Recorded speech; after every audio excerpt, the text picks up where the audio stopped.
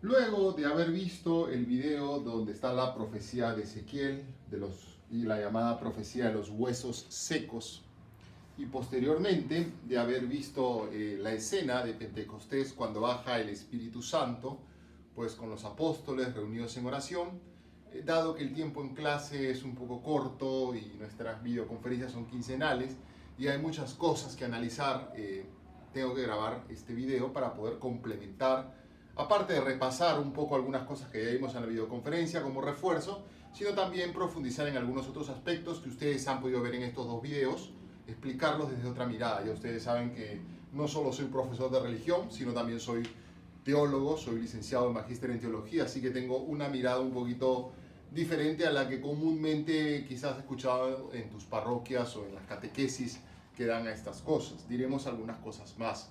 Bien, como ya hemos visto en clase, pues la profecía es cuando alguien es elegido por Dios para decir un mensaje de parte de Dios. En este caso está el profeta Ezequiel, que tiene esta visión, ¿correcto?, de los huesos secos. Como ya habíamos visto en clase, y ustedes bien han respondido, pues el espíritu para la época, para la medicina de antes, simboliza la vida, porque mientras respiras, estás vivo, si no respiras, estás muerto.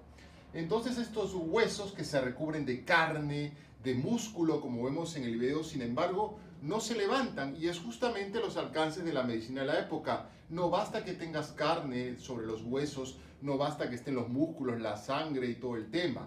Se necesita el espíritu, la vida, que respire. ¿Y quién da, ¿y quién da el espíritu? Uy, qué horrible se ve pixeleado, ¿qué vamos a hacer?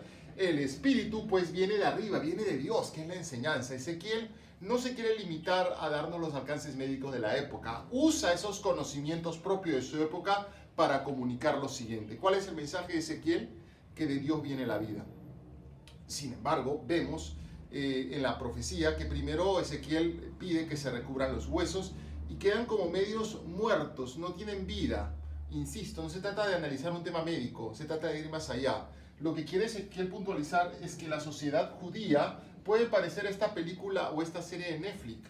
Estar vivos, caminando, pero en verdad como tu vida no tiene sentido, tu vida no tiene a Dios, tu vida no tiene la vida de Dios, como tu vida no tiene referencialidad hacia Dios, pues prácticamente vives, perdón la palabra, vegetando. Sí, claro, respiras, pero sin sentido, sin ganas de vivir, deprimido, sin entender nada, sin esperanza, pues es un muerto en vida. Entonces Ezequiel lo que quiere decir en esta profecía a su pueblo judío es, sí, ok, estamos acá, compartimos, compramos cosas, nos vemos, pero en verdad el pueblo le falta a Dios, le falta la vida de Dios. Y entendiendo ahora al profeta Ezequiel, pues nos preguntamos cómo está nuestra vida. Si nuestra vida, es animada por el Espíritu de Dios, si recibimos esa vida de Dios, o simplemente pasamos la vida sin esperanza y sin darle un sentido trascendente. Bien, esto que mostré después justamente es lo que ya vimos en clase, que entonces nosotros entendemos Pentecostés. Pentecostés, por si acaso, es una palabra griega. Penta viene de 5 en griego y costés significa decenas. 5 decenas quiere decir 50. Pentecostés, el significado de Pentecostés es 50, ¿correcto? Esta fiesta católica no es originalmente católica, viene del mundo judío, pero debo decir que tampoco es originalmente judía. La primera fiesta de Pentecostés que se hacía eran de los campesinos que al recolectar el fruto después de tanto y arduo trabajo y tanta espera, pues te da la tierra, agradecen a los dioses por esta bendición que la tierra me da de comer. Esa ceremonia de agradecimiento a los dioses por la comida que se me da se llama Pentecostés. Sin embargo, el pueblo judío entenderá que hay un alimento más importante. ¿Cuál es el alimento más importante? Este pueblo que ya había experimentado la comida de la tierra en un mundo de esclavitud como el mundo judío, sabía que la comida no es suficiente, que yo necesito libertad. Y el pueblo es liberado, como sabemos, por mano de Moisés. Las 10 plagas de Egipto, el caos que simboliza el agua se abre en dos y por en medio pasa este pueblo a ser libre. Pero libres ¿para qué? Obviamente una libertad que tiene que ser bien usada, no una libertad que me lleve a malas decisiones como la mala decisión de Adán y Eva de comer el fruto prohibido. La libertad tiene que ser para hacerme mejor persona. Entonces es una libertad que necesita una guía. ¿Quién me da la guía? Pues bien, 50 días de pasar el pueblo por medio del mar, saliendo de Egipto, 50 días Pentecostés, este pueblo recibe la guía de Dios en los famosos 10 mandamientos.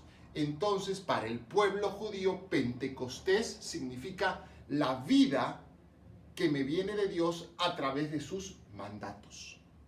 Sin embargo, nosotros los católicos no celebramos solamente el fruto de la tierra que Dios nos debe comer, pues en cada vez que debemos comer nos persignamos supuestamente y damos gracias a Dios, hacemos una oración para agradecer por tantas manos y tantas personas que han preparado esto y por las personas que no tienen. Es un momento de detenernos y darnos cuenta que eso que está en mi mesa pasó por las manos de muchos de mis hermanos. Y quizá hay hermanos necesitados, rezamos, nos acordamos, agradecemos a Dios. Pero Pentecostés no es agradecer a Dios para nosotros. Pentecostés no es celebrar el don de los 10 mandamientos, porque tenemos un don mayor que 2 tablas de piedra. Nosotros tenemos el gran don de Jesús. Jesús es el Hijo de Dios que viene a regalarnos algo. ¿Qué nos regala Jesús? Su espíritu, su aliento, su vida. Ese momento en que baja el espíritu, el aliento, el aire, el viento de Dios a sus amigos, los apóstoles, se llama Pentecostés. Entonces nosotros los católicos entendemos que ese momento es un momento clave porque nos da como que el ánimo, la fuerza para poder vivir como vivió Jesús. ¿Quién fue Jesús? Aquel que vivió de acuerdo a los 10 mandamientos. Jesús fue aquel que daba gracias a Dios por todo, por la comida, por todo, por la vida. Algo más trascendente que la comida, los 10 mandamientos, pues la vida de Jesús. Para nosotros Pentecostés es una ceremonia que engloba lo judío, que engloba el culto natural de a Dios por las tierras y por los frutos, y sobre todo que celebra que nuestra vida está orientada y guiada por Dios. Como ya les dije en la videoconferencia, la analogía que yo pongo y la que tienes que acordarte siempre es esta foto. Tú que juegas fútbol, tú que te gusta algún deporte, pues sabes que para que haya éxito en el deporte se necesita jugar en equipo. ¿Y quién es aquel que está mirando si estás jugando en equipo, que está viendo si estás haciendo los ejercicios con perseverancia? ¿Quién es aquel que está chequeando que haya disciplina en tu vida para ser un buen deportista? El entrenador. Como bien digo, la vida se parece a un partido de fútbol. Puedes estar perdiendo 2-0, pero a Dios gracias existe el entretiempo, donde los futbolistas entran al vestuario. El vestuario para mí es la iglesia y hablan con el entrenador. ¿Quién es el entrenador? Viene a ser como el Espíritu de Dios que te está diciendo, oye, te estás equivocando acá. Uno está renegando, las cosas no me salen, el COVID nos tiene encerrados, en este curso me jaló el profesor y no me quiso escuchar, se me hace difícil esta clase que no entiendo, quiero ver a mis amigos. Y viene el Espíritu de Dios y te dice, tranquilo, esto va a pasar. Ya está la vacuna, ya la van a distribuir. Tú vas en 2 años tranquilo, haberte olvidado de este momento tan triste, vas a estar en tu colegio, estudiando, jugando fútbol con tus amigos. Esto es momentáneo. Sí, pero es que estamos perdiendo 2-0, que las cosas no nos salen. ¿En cuánto tiempo te metieron los goles? 45 minutos. Te queda todo el segundo tiempo, otros 45, que tú vas a meter 3-4 goles. Y el problema es este, que tú te tienes que asociar con él. No están jugando, no están hablando en la cancha. Tu defensa estás mal parado. Va a reubicar la cosa. Necesito un momento de intimidad delante del Espíritu de Dios, que venga el Espíritu Santo y me diga, ¿estoy viviendo bien mi vida? ¿Por qué me impaciento? ¿Tiene un sentido lo que estoy haciendo? Ese momento solamente se vive no en tu cuarto, en la iglesia. Y tú, que ya has llevado clase conmigo de la iglesia, ¿qué cosa es iglesia? Acuérdate. Iglesia no solamente es el vestuario, la estructura física, el templo, María Reina, Virgen de Fátima, lo que sea. No. No solamente iglesia con I minúscula, el vestuario.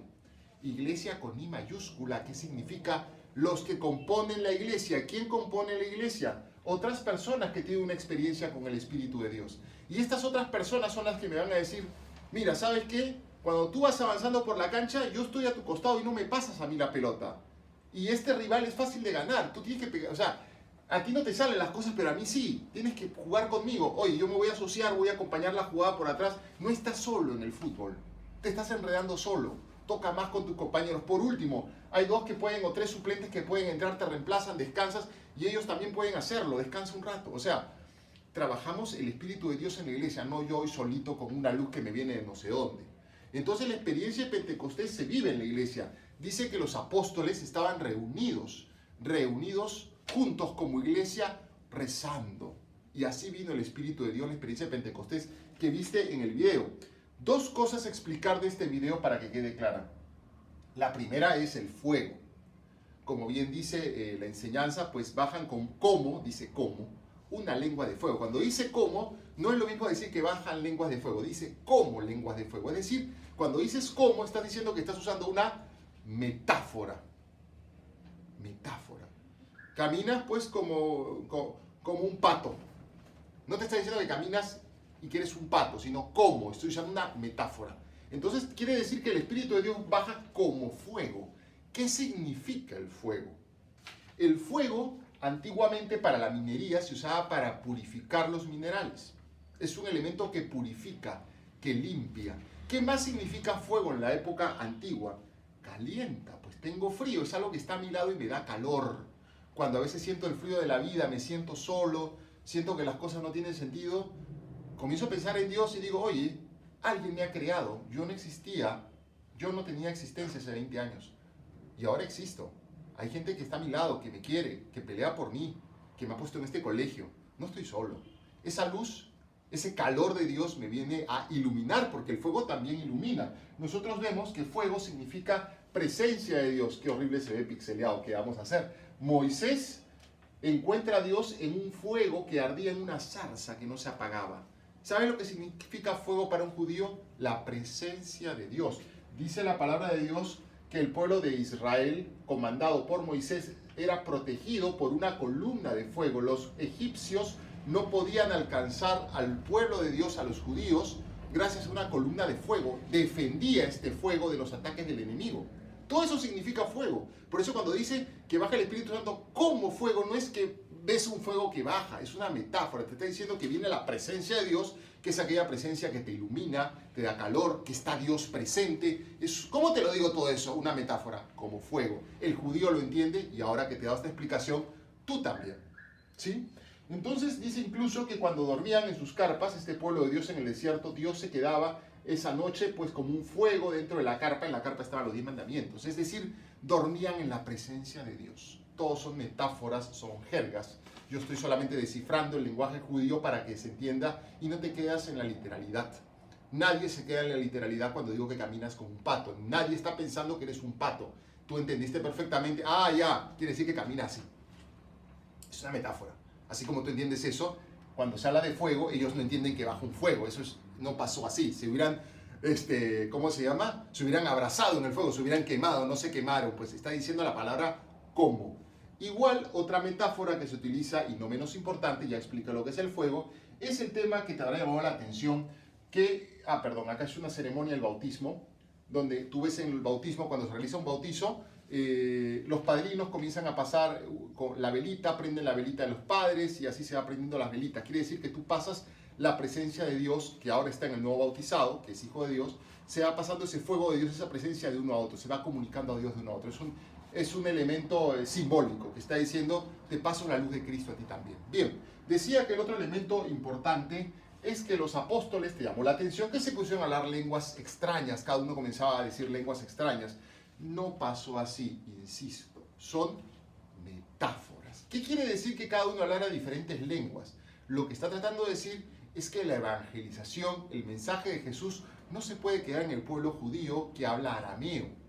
Esta evangelización tiene que llegar a otros lados, a Grecia, a Roma, a Turquía, a Egipto. ¿Y cómo va a llegar? Tiene que llegar en el idioma de cada uno. Si no, ¿cómo te van a entender? Yo tengo unas costumbres muy diferentes a las tuyas. Si quiero llegar a ti, tengo que explicártelo en tu idioma. Insisto, estoy usando metáforas, te lo tengo que dar masticadito. No quiere decir que lo voy a comer, es una forma de decir que te tiene que llegar pues de otra manera más clarita, ¿no? Es como cuando yo les digo, chicos, no sé si me están entendiendo la clase o estoy hablando en chino. Está claro que no hablo chino, es una metáfora. Igual acá hay una metáfora. ¿Cuál es la metáfora? No es que los apóstoles se pusieron a hablar cada uno en chino, japonés, irlandés, no, alemán, no. Está tratando de decirte que el Espíritu de Dios, la vida de Dios, tiene que comunicarse a otros pueblos y en el idioma y costumbre de esos otros pueblos. Por ejemplo, ¿qué alimenta más?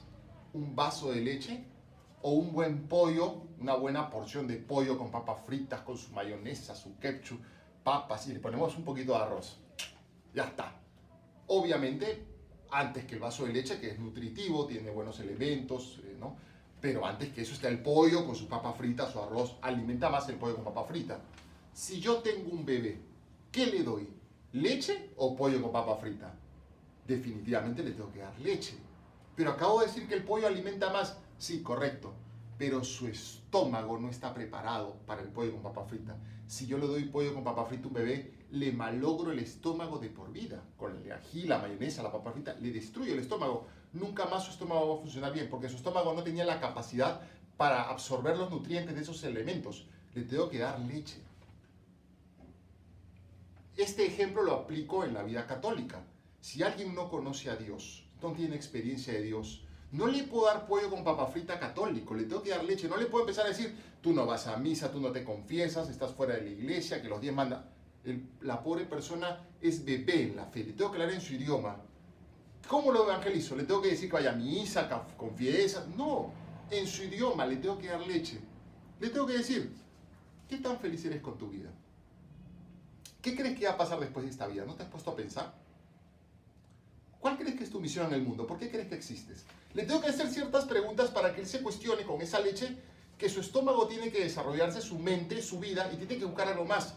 No le puedo dar el pollo con papa frita de frente porque le voy a malograr. Si yo empiezo a decirle, tú no vas a misa, eres pecador, que los 10 mandamientos, le malogro el estómago, le malogro la espiritualidad y nunca más va a querer entrar a la iglesia. Por tanto, la experiencia del Espíritu Santo se tiene que revelar, la experiencia de la vida de Dios en el idioma y en la edad de cada uno. Y con esto termino.